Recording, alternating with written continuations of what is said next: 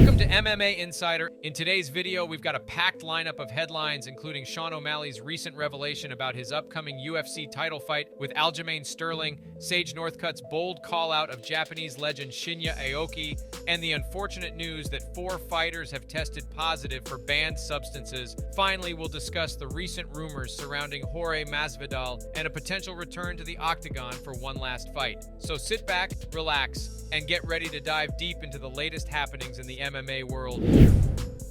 The highly anticipated boxing match between Jake Paul and Nate Diaz is now in motion, with an on-sale press conference in Dallas today. Both fighters stood for a face-off after taking questions from the media. The bout is scheduled for August 5th.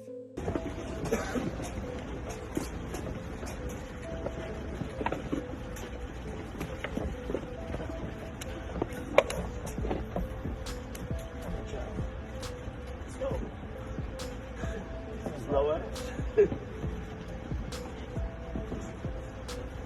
Oh.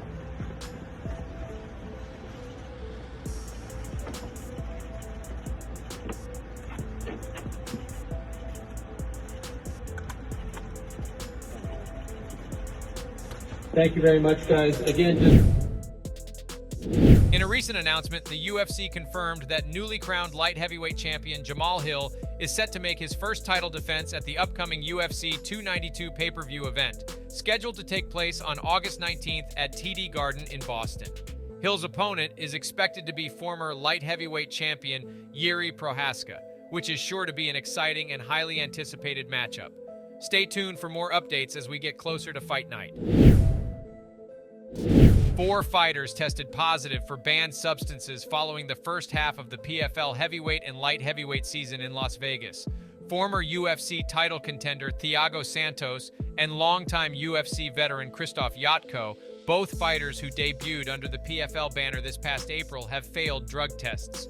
Santos lost to 2022 PFL champion Rob Wilkinson in the co-main event of PFL 1, with Jotko dropping a decision to Will Fleury on the same card. 2 fighters who also tested positive for banned substances are heavyweights Bruno Capoloza and Rizvan Kuniev. Retired UFC star Jorge Masvidal seems to find it difficult to walk away when fighting in a cage is all he has ever known in his adult life. Following yet another one-sided unanimous decision loss, this time to Gilbert Burns at UFC 287 in his hometown of Miami, Masvidal decided to call it a career and announced his retirement instead of going back to the drawing board. Masvidal was 38 years old at the time. During a recent interview, he was asked about the possibility of a UFC return, and this is what he had to say. As of right now, the way that my reflexes are and just my body is aged, I don't think I can compete with the 5 best in the world right now. And that's what I signed up to do in MMA, is go against the best in the world. I'll never rule out coming back. I did MMA at a professional level for 20 years and it's all I know. So I'll never say I'm not coming back. I love fighting more than anything. Sage Northcutt has called out Shinya Aoki for a fight following his recent comeback victory in one championship. Last week, Sage Northcutt returned to the cage for the first time in 4 years. Back in 2019, he was knocked out by Cosmo Alexandra in a contest that shattered his face. However, just 39 seconds into his comeback, he was able to submit Ahmed Mujtaba with a nasty heel hook. Sage is seemingly ready to continue his push for greatness in one championship, and he has his sights set on the legendary Shinya Aoki.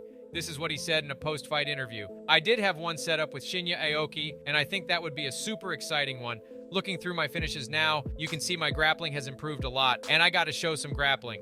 He's a great grappler. I think that would be a really exciting match. I've been working my grappling a lot, so for the last few years, I've been really honing in on it and working on it a ton. I'm really excited that I got to win out there and get a submission and got to show some of that grappling.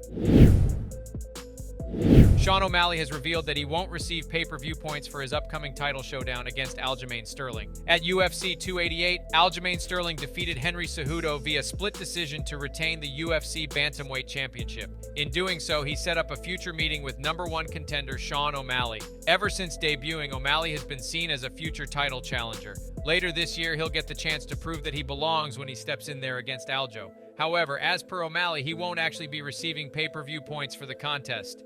In a recent interview, he said the following: I'm very curious what the pay-per-views did for this Sterling versus Cejudo fight. I think me versus Aljo could double it. Or I could double it, sorry. I think the fight's gonna do the numbers it's gonna do. I don't necessarily have to sell the fight, I just think it's gonna be twice as engaging. In my humble opinion, yes. It sucks because the champ gets the pay-per-view points. I wasn't able to get that on my terms. If I do get that, maybe I try to push it a little more. But at the end of the day, I want it to do really well. Aljo's gonna send me a little percentage of it. It is what it is. I'm making a good amount of money, so I'm not too worried about it. I'm getting paid, so I'll be all right without that. I still gotta go out there and do what I do. That's take Aljo out, and then we'll go from there. That's it for today's edition of MMA Insider. We hope you enjoyed our coverage of the latest news and updates in the world of mixed martial arts. If you liked this video, be sure to give it a thumbs up and subscribe to our channel for more daily MMA content. And don't forget to hit the notification bell so you never miss a new video from us. Thanks for watching, and we'll see you in the next one.